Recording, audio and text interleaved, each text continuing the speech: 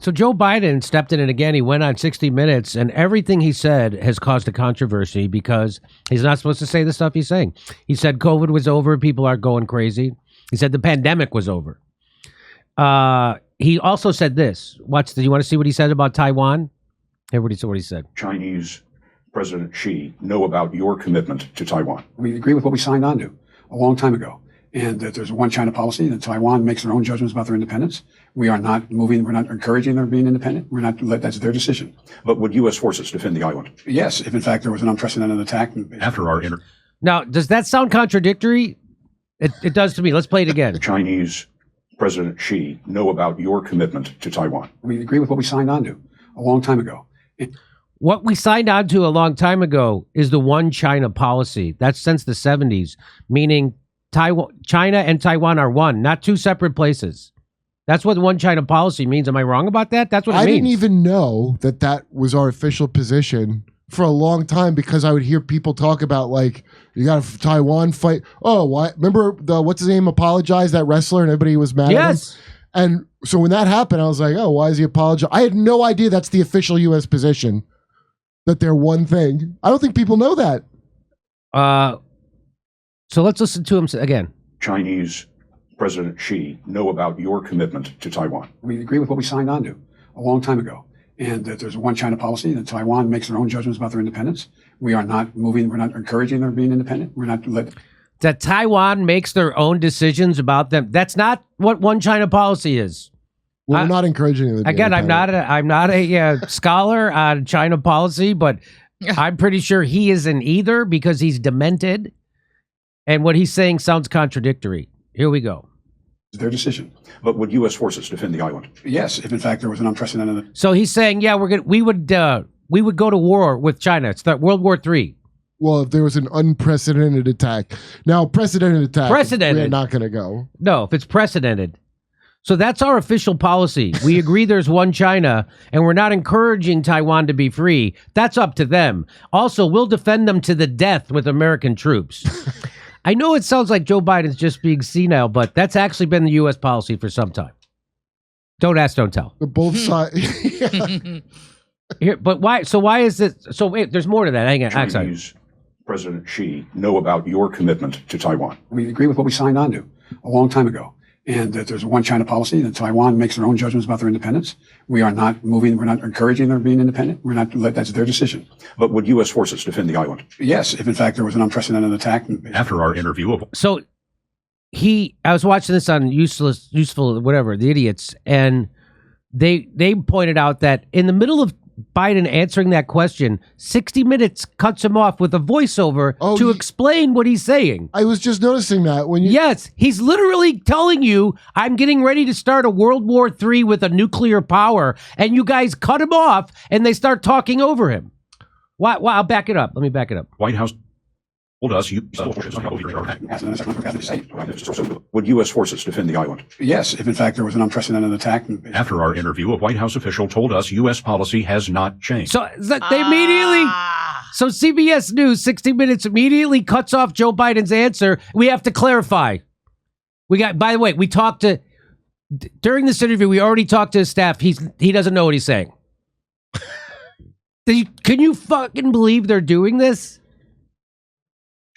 Let's watch it happen again in real time. There was an unprecedented attack. After our interview, a White House official told us U.S. policy has not changed. Officially, the U.S. will not say whether American forces would defend Taiwan. He just said it! After our interview, they said he was tired and he needs to have he had a big boy day and doesn't know. He was offended by an open mic comedian and he couldn't think straight. He just said, the president of the free world just said to a camera that we would use military action to defend Taiwan. And what did they say immediately afterwards? What did they say?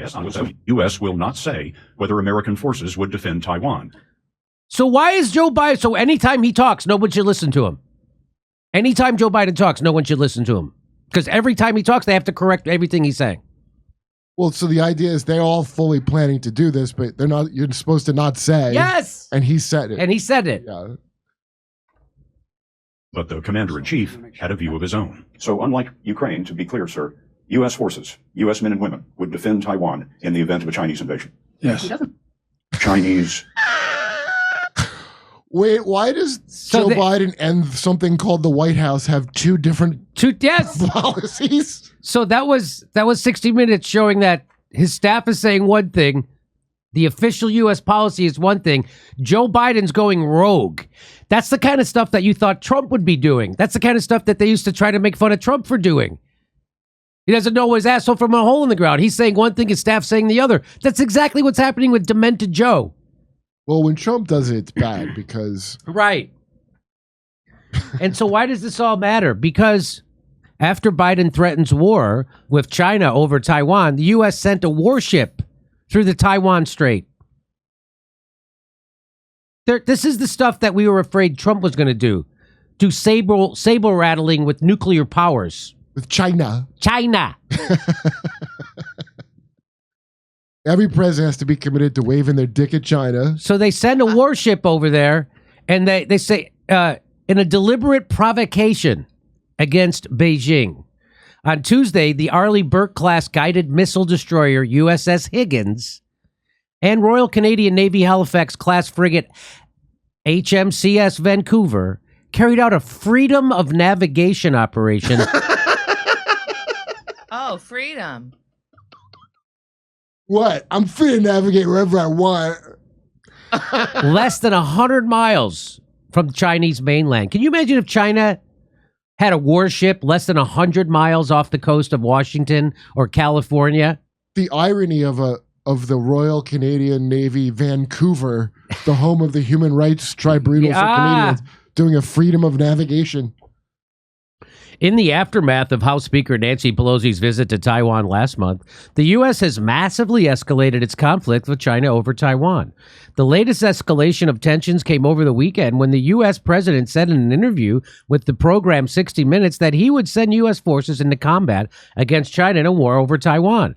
Asked by the interviewer Scott Pelley, U.S. forces would defend the island, Biden said yes, if in fact there was an unprecedented attack. Pelley asked Biden again, so unlike Ukraine, to be clear, sir, U.S. forces, we just showed you all this. Although Biden had repeatedly made similar statements in the past, this assertion was the most categorical to date that the U.S. would indeed send troops into combat against Beijing. While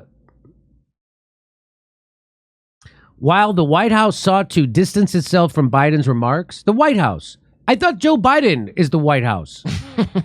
While the Joe Biden staff tried to distance himself from Joe Biden's staff, they were met with howls of approval by dominant sections of the U.S. political establishment and media. Ow! They're all yeah. I'm glad the president has once again taken a clear position on Taiwan's defense. I hope this is the end of flip-flopping on U.S. security interests for Taiwan, said Michael McCall, the ranking Republican on the House Foreign Affairs Committee. Wow, yeah, so the end of our flip-flopping. The entire policy is flip-flopping to avoid war, so we're just going to go to war. I hate the flip-flopping. Let's just go to war. The flip-flopping, it's embarrassing. The Washington Post met Biden's statement with an editorial titled, Biden's 60-minute statement deterring China on Taiwan was useful. The Post approvingly, so this is the Washington Post being pro-war. They're in bed with the CIA. I wonder why. The Post approvingly wrote, and with that, one more strand of the 50-year-old U.S. approach, known as strategic ambiguity toward the Taiwan Strait, unraveled. Jesus. Biden's statement and the accompanying war hysteria gripping the United States media shows that the debacle suffered by Russia in northeastern Ukraine has only encouraged the United States to take even more reckless and desperate actions, targeting not only Russia, but China as well. Look, the reason why the U.S. media is so super pro-war and pushing, because it's going to take World War III to save the corporate media, because no one's watching the corporate news. And they're coming to places like this. And so that's why they're really pushing for World War III to try to save. Who are you going to turn to for reliable World War III information? That's right.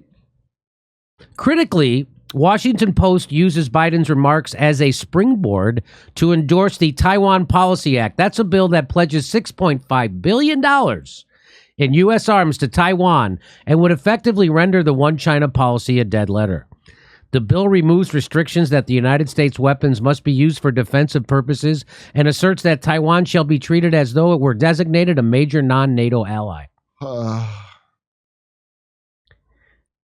But you can really see how NATO is going to be. They're going to go out like Al Pacino in Scarface. Yeah. All cocained up on its nose. Say hello to my little friend. I mean, the amount of NATO, like, where NATO's a disaster, and they go, no, we need to make it bigger than the world, and everything in it was coming to me, man. The bill passed the Senate Foreign Relations Committee last Wednesday and enjoys support within both U.S. political parties. Why? Because both political parties serve the military-industrial complex in Wall Street, and they want more war. Whenever they're together on something, the parties, that's how you know it's going to be an evil crime or disaster of some kind. Virginia Beach, Richmond, Arlington, San Jose, Miami, West Palm Beach. Go to JimmyDoreComedy.com for a link for all the tickets and become a premium member while you're there.